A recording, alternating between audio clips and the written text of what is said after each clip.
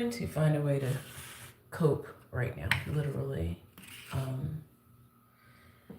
I titled this, My Brother is Getting Worse in His Mental Illness Journey. Let me just give you some updates really quick. He threw away his cell phone that I paid for and I was paying on last night or yesterday. And that phone is, as most people know, is a lifeline for a lot of people. So he threw it away because he didn't charge it. And he just said that, oh, I'm just going to get a landline phone, which really, as most people know in mental illness, like they try to come up with stories of like reasonable stories of things. So he threw it away and I was really upset about that. I told him that I didn't get angry at him. I just kind of needed a moment. I am seeing that he leaves notes because he does not have a long-term memory. He has short-term memory problems. And I am seeing that he is upset about like his income. Like he lives on a fixed income and I'm trying to get him to realize that. And what I explained, at least to my mother, I called my mom last night. So I called her and told her what had happened. Like, yeah, he threw away his cell phone, so that number is no longer useful. Um, so he's upset that, he's starting to realize in the real world, things cost money. Nothing is free. He was under the impression that everything that he got was free. Free money, free apartment, all of these things. And I'm trying to explain to him that nothing really is free, that everything comes at a cost of something. And so, yeah, so he seemed pleasant last night. And that's the thing, he's starting now to take his medicine. So just as I'm thinking like we're starting to make some gains, this happens. And like I said, I think what is upsetting me is like it is not just the phone. The phone had the tools for him to stay like focused. Like I had a Google Calendar on there for him, emergency numbers, um, yeah, things like that, and Google Maps because he's new to this city. Like he has not been here long enough to know where to go for care, for help in emergency. So he pretty much knows this apartment. He might know how to get to the fire station, which is up the street. Um, and going back to this money, he's on a fixed income and he assumed that he was just going to get all the money and have a free apartment and stuff like that. And I kind of have to explain to him how things work. Um, so he also has Medicaid. And so he's been trying to be on the phone with them, talking to them. And as most of people know, that, the healthcare system in the United States is garbage, is trash. So imagine that and being mentally ill and not understanding how to navigate around any of that. So he's been trying to call them and he's been kind of rude to them. And then he'll turn around and say things like, oh, that nobody wants to help me or they don't know what they're doing and this and that. Now I'm starting to see a lot of the things that's actually happening versus what he is saying. And I say this to say, he has this thing of trying to write letters now, but he doesn't realize he needs envelopes. So he's like just getting things like notebook paper and putting them together with a stamp and thinking that they're going off into the mail. And he's trying to do that now with, I guess, with Medicaid. He doesn't realize that Medicare and Medicaid are two different things. And I've tried to explain it to him. I've written it down for him. But again, he's fixated on this idea that he gets to have all this money to himself. And now that he does not have a cell phone, he left this morning. He has a habit of waking up early anyway. So he left this morning without his ID. I have to prepare for the worst. I mean, I think I've always kind of knew this. luckily, I have a friend who is a nurse. I'm trying to get resources now to figure out what my next steps. I want to get guardianship. I need to get guardianship, but he's also refusing care. Even though he'll say 1 minute, oh, yeah, let's go to the doctor. But then when we're there, he'll, get anxiety. And then when I say anxiety, he's having a panic attack and he's running away. Okay, so when people say that those kind of things, I don't think you understand what the reality of like mid to severe-ish mental illness looks like. So yeah, so this morning, he seemed fine. He slept through the night, I will say that. I'm trying to make sure I cope well in this situation. I don't know where he is. Like, I don't know if he'll remember my phone number, because now he used to have my phone number in his wallet, but he's not carrying his wallet now. So yeah, so that's where we are at this point. And I just hope that he can just remember to keep coming back here. He doesn't seem to handle bad news very well at all, because he's stuck in being 20 years old. He's almost 50. I'm going to say that. So I'm going to be 50 this year. Next year, he will be 50. So he's not used to being resilient in the lieu of bad news that he doesn't want to hear. So yeah, that's where we are right now.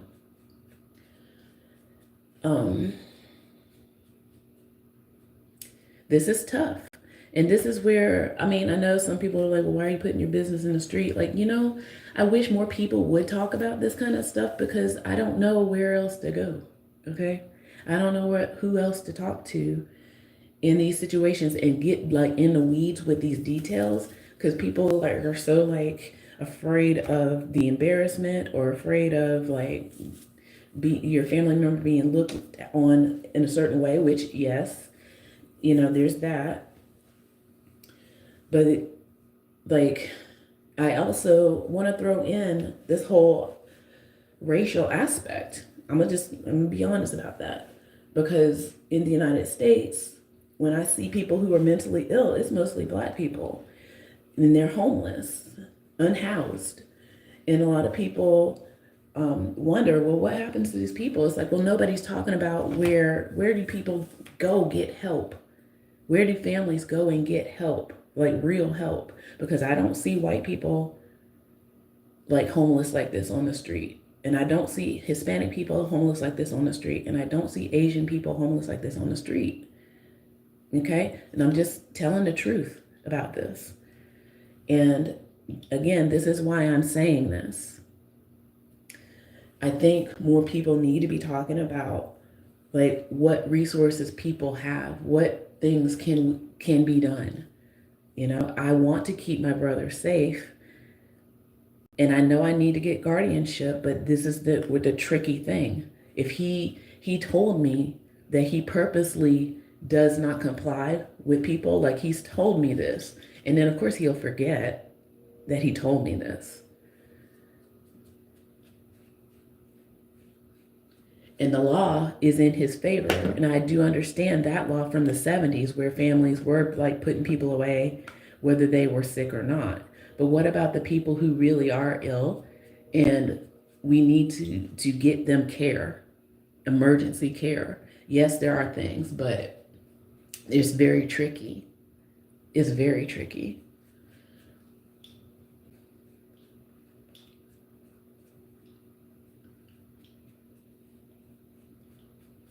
So yeah, so luckily, again, I wake up early anyway. I'm at the apartment. Obviously, I'm not at my house. And that kind of leads me to this. Now I kind of have to be here to make sure he takes his medicine every day, to see is he going to actually make it here. Because part of this apartment building is that we have a key system that is wireless through your cell phone. And if he threw away his cell phone, now he has to remember a code. I don't know how long he's going to try to remember this code. Okay? He doesn't have ID because he's forgetting it. He is fixated on money that is meant for his care that he thinks that he can put in a bank account. For whatever reason, I don't know. Okay? Yes, and I told him last night when he threw his phone away, I was very upset, but I said it in a calm voice. I did not scream, I did not yell at him, but at the same time, in our family, we don't do that anyway. We just go silent. So it was still just as bad. So I had to leave the apartment. So I actually kind of try to go down there to the dumpster to see, like, is there a way I can get this phone or something? Obviously, no, because it's in the dumpster. So I spent the rest of the night, instead of doing my teacher work, disconnecting that phone because I just paid that bill, disconnecting the phone and trying to turn off a bunch of other things that were on that phone.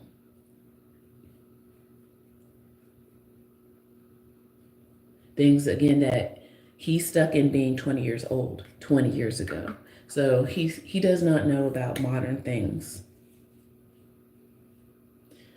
So that's kind of where I am right now. So, I mean, I can't sit and work. I mean, I can't fixate on where is he because I feel like, because he's done this before with his other caregivers, where he just starts fixating on a certain thing, thinking that he is entitled to certain things. Yes and no, but for his care. And the next thing you know, he disappears. So this is what happens, you know? So this is the thing that happens. So I guess if anything, I'm telling the story. If he doesn't show up ever again, if he disappears forever and ever, at least I want the world to know he was cared for, he was loved. We do want to help him. So all the stereotypes that people put on people, especially people who look like me, brown people, think that we're throwing our loved ones away. We're not. We're not. And like I said, in the same vein of this, like I don't see the same population of white people running around being homeless and uncouth and stuff. Maybe in places like Kentucky, I don't know, Wyoming, where Utah, who knows, where there is an obvious white population and almost zero black people in the state. But at the same time, people get this information, and that's the disconnect in my opinion. There are the resources, but then there are people who just, I don't know how to go access them. I have to go every day. Like, I have to make it my job. Let me put my eyeliner on. I have to make it my job to look for these resources. And I will say the city of Atlanta is making it easier than where he was in Birmingham. But it's still tough. And I happen to be a practiced researcher. Like I practice researching things, so I know how to find things. But most people, if they are working a job, if they have kids, if they have their own family, they still have to do their day to day. Like me, I'm getting ready to go to work. Like knowing that he does not have an ID, knowing he does not have a phone, a lifeline, knowing that he's barely been in this city for 90 days, barely. Like we moved in here in November, and I kept telling him, like, it's important for you to make sure you keep your, like, I bought him an ID bracelet last year when he was with his caregivers. He doesn't wear it. So when I was on the phone with my mom last night, she was like, well, I can't make him. See, that's the thing. He's an adult. And I don't want him building up fuel thinking that I'm against him. And I don't want him thinking that I'm like his mother. I'm not his mother. Okay. This is again where it gets really, really tricky. So, yeah, that's where we are right now. Um, he took his medicine, like I said this morning. Um, I hope he makes it back to this apartment later today. We did talk about, he talked yesterday about going to therapy again or getting some care again. But like I said, the last time he said that, we went, he freaked out and ran out, you know? So,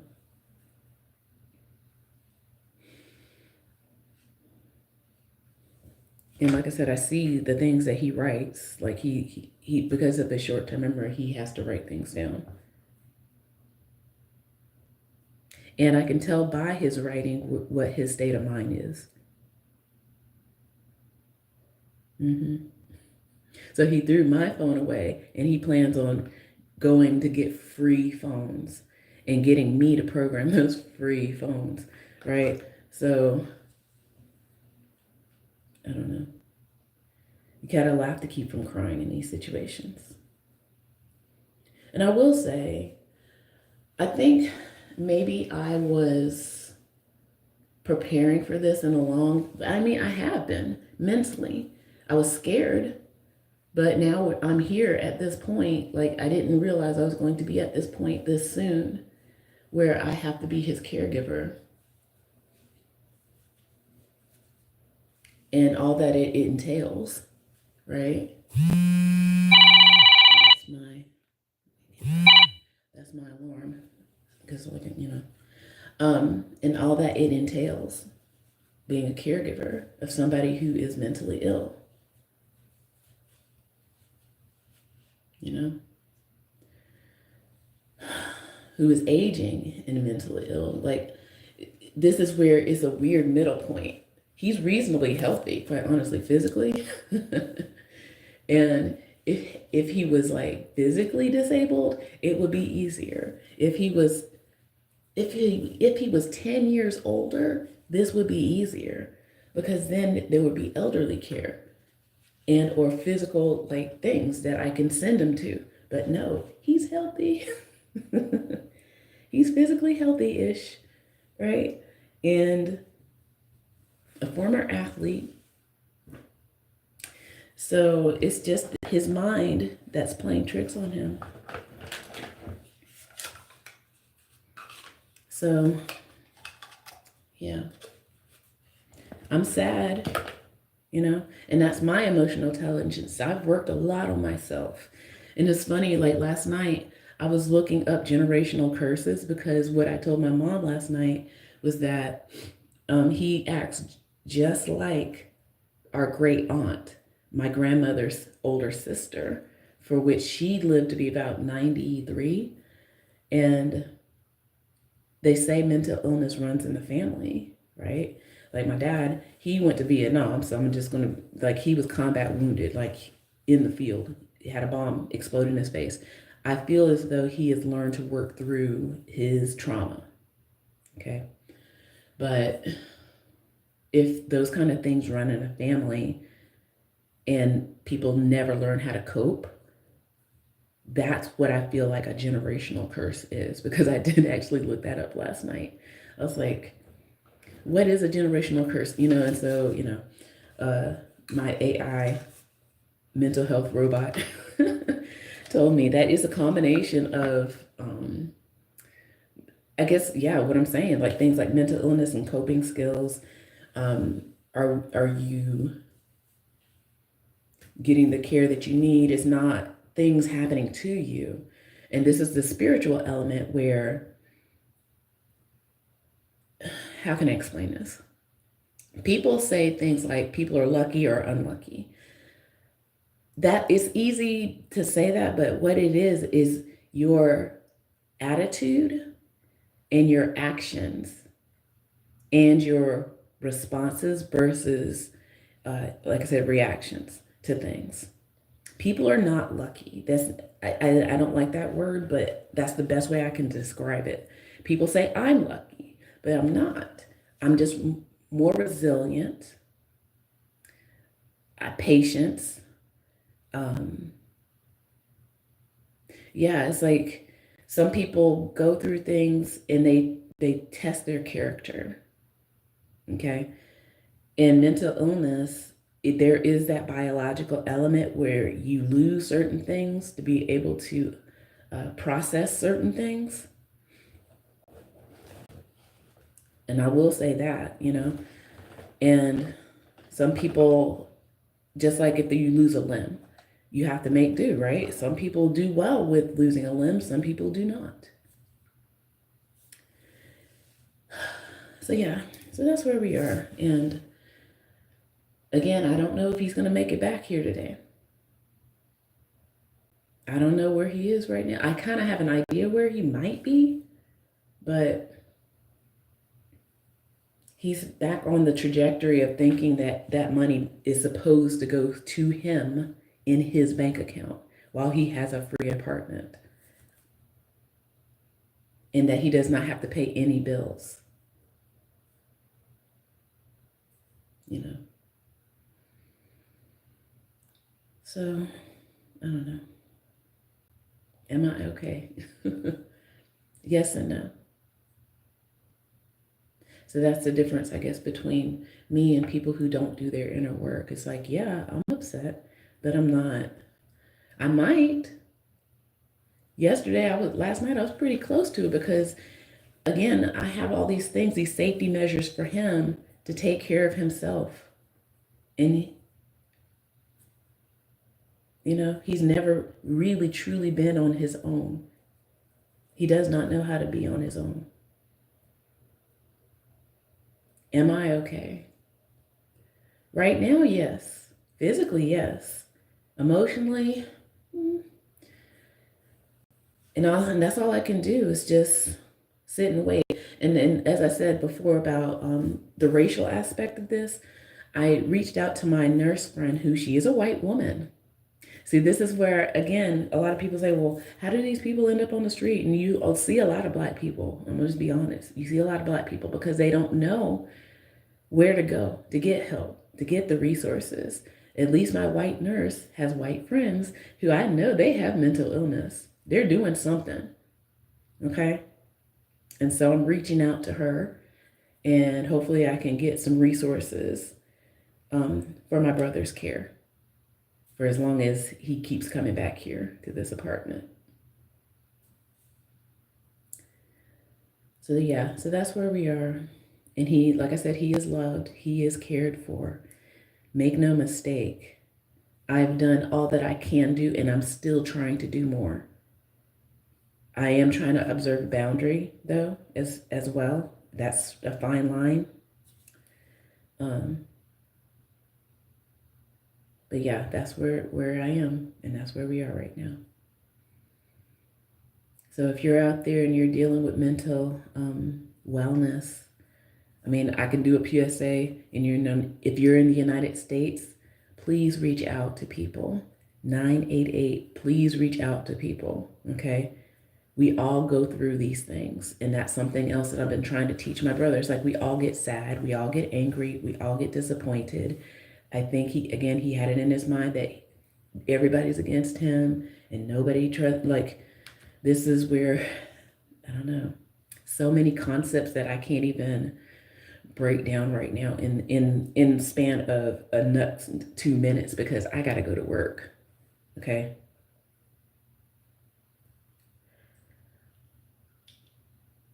And when he went missing in September, sometimes you just have to kind of put it to the side mentally and do what you got to do.